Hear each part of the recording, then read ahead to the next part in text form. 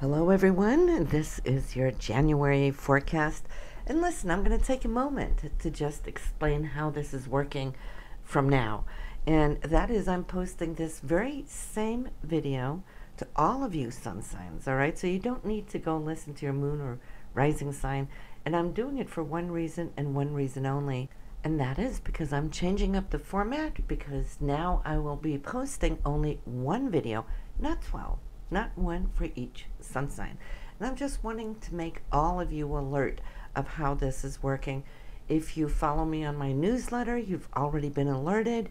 For those of you, if you've already listened to the 2018 forecast, you have been notified there. But in case you haven't listened to those two, I just want to explain to you as well, so that you know that in the monthly forecasts upcoming, there will be only one video.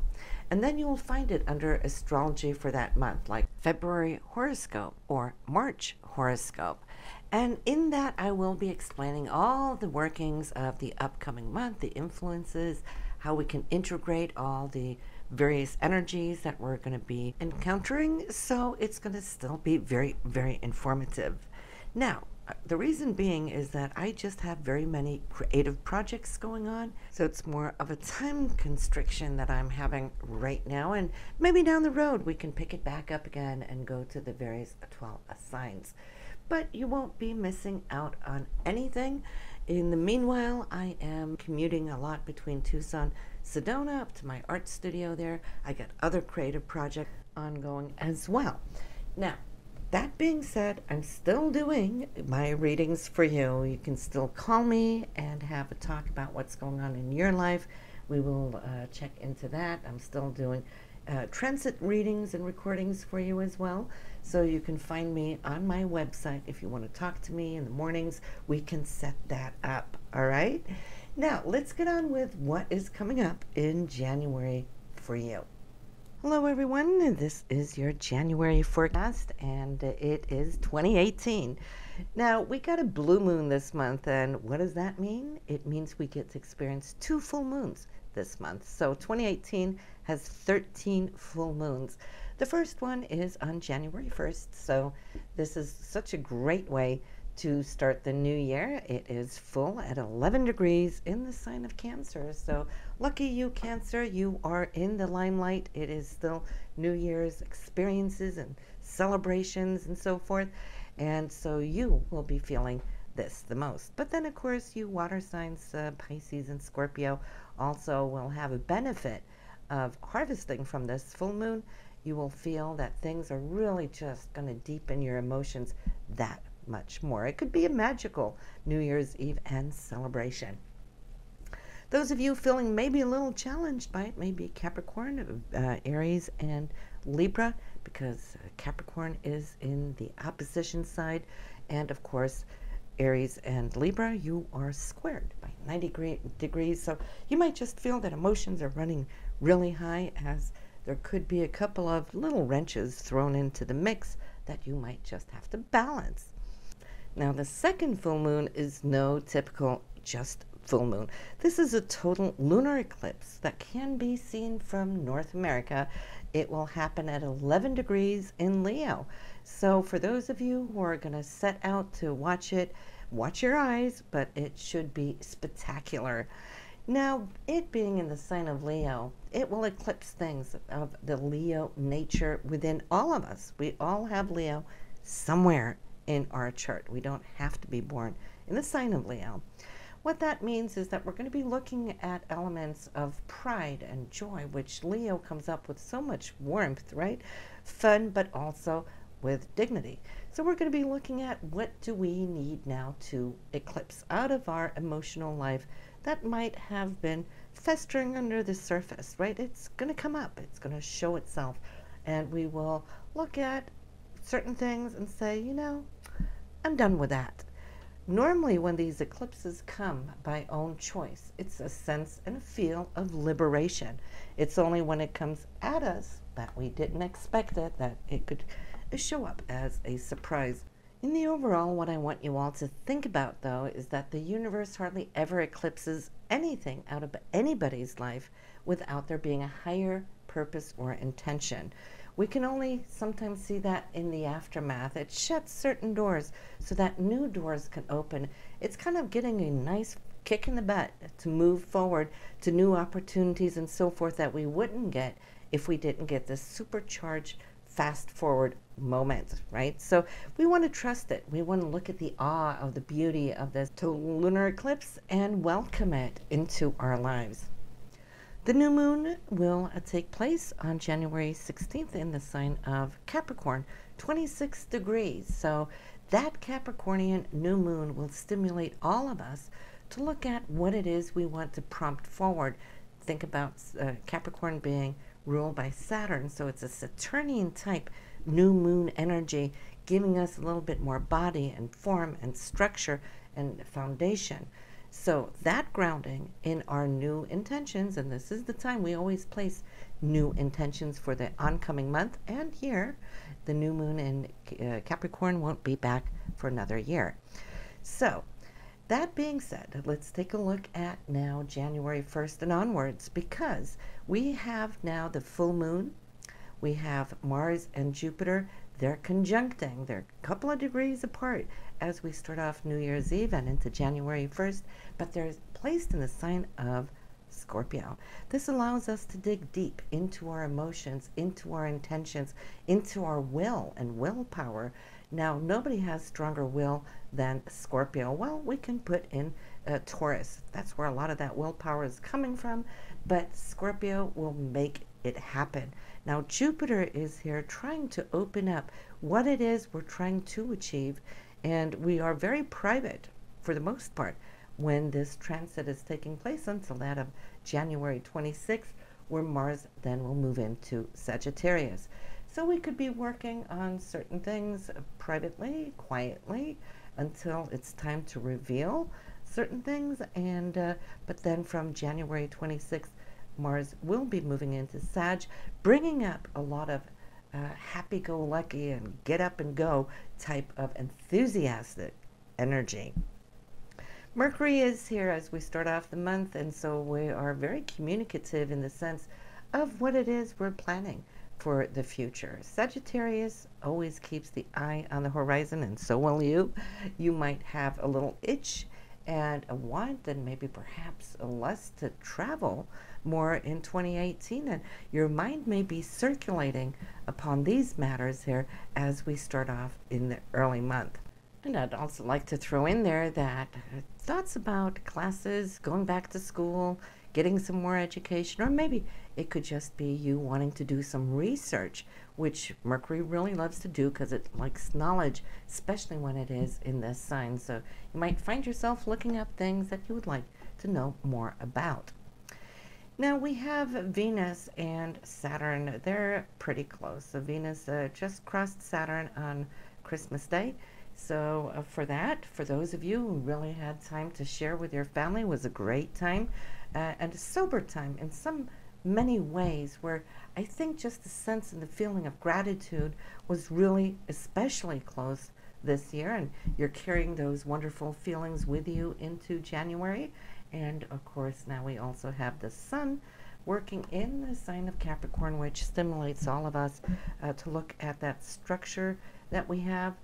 Venus also is looking at structure, safety, those things that can secure us, our family, the love of those things that are important to us, to the people close to us.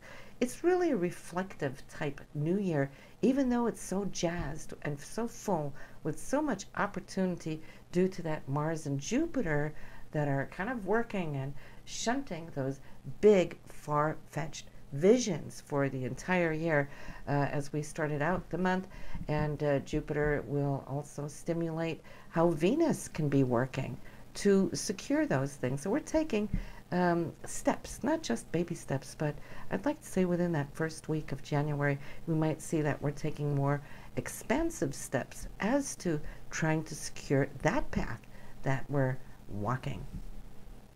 Speaking about Venus, Venus rules love, right? All those things that we appreciate, and it's also romantic, but it's also money.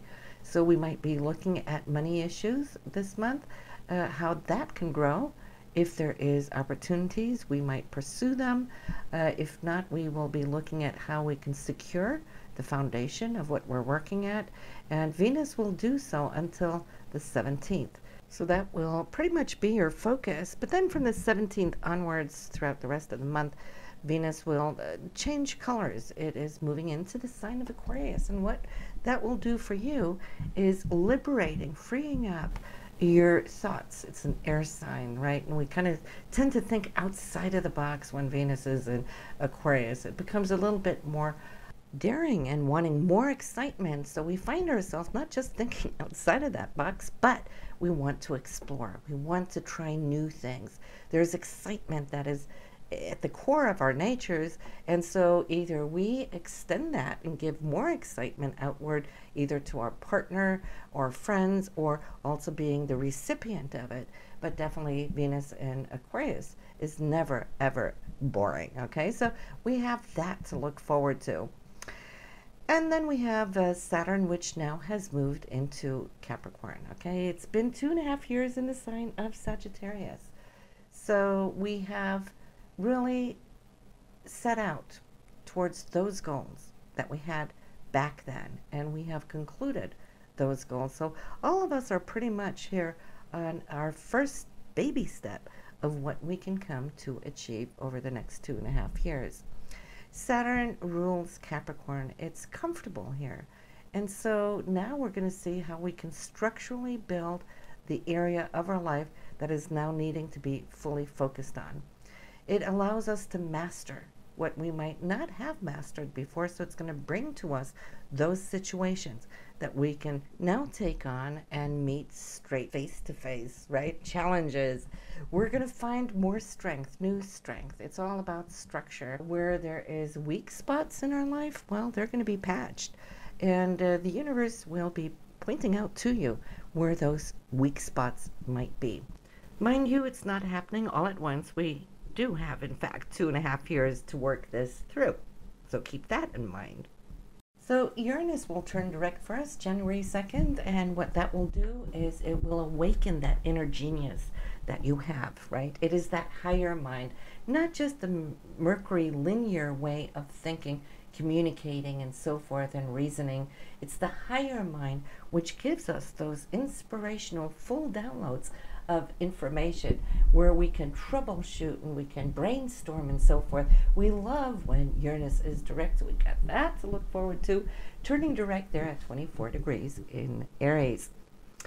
Then Mercury goes into Capricorn January 11th, so moving out of that Sagittarian energy, now looking more at structure and form. We are a little bit more serious when Mercury is in Capricorn, but it is because we feel we really need to tune in and go to work. Now Jupiter will sextile Pluto on January 15th, and what that does, well, they're both money planets, so this could be a very good money day. They're in a harmonious aspect.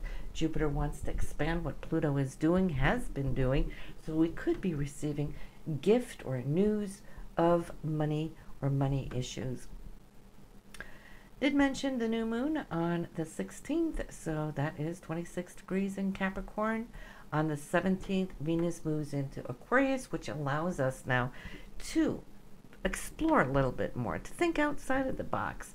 You know, we've had somewhat of deeper processing of our thought patterns or emotional patterns since late December. So now we're freeing up. We're feeling more liberated. We might even want a little bit more space to go do our thing. And that goes too, especially when the sun enters into Aquarius. Happy birthday, Aquarius. That will be January 19th. The sun won't catch up with Venus there, so we got a couple of very harmonious and fun days where we just want to radiate all that love that we hold in our heart, and we're going to feel the attraction of that Venusian energy here with the sun. So it's beautiful days that we can just actually cruise and feel that we're doing what it is needing to be done. Mars, though, will be changing signs here January 26th, and it will be leaving, as mentioned earlier, the area of Scorpio. So now Mars is going to really shoot up energy as far as it's harmonious in the sign of Sag. They're both fire so we can feel that our goals are a little bit more hands-on, perhaps. I feel there's a lot of get up and go energy. We are motivated and we're optimistic and we're really enthusiastic about the things that we have been kind of working silently with, you know, been holding a little bit more privately close to heart. But now it's all about taking that out, and you will feel how this energy is going to be shunting you forward. Okay, we love when we're motivated because we just can accomplish that much more when we're feeling that jovial, optimistic, enthusiastic type energy. We can be quite successful with that kind of attitude that we will be holding. And of course, as Mars is journeying through here, which it will for a while, it's going to power up on that resource of feeling that you have everything that is needed to have, and it will linger into that of March 18th. Okay, so January 26th to March 18th is a great time for you to feel that you can accomplish with this type of motivational energy. So this concludes the January forecast. Now, if you haven't subscribed, please do so you get your February forecast. And remember, now when you go looking for your reading for next month, look up under February Horoscope. That's how you're going to find it. You won't find it under your sun sign, so just keep that in mind, right? Or you can always find it on my website as well. So have a good one, everyone. See you in February. Bye now.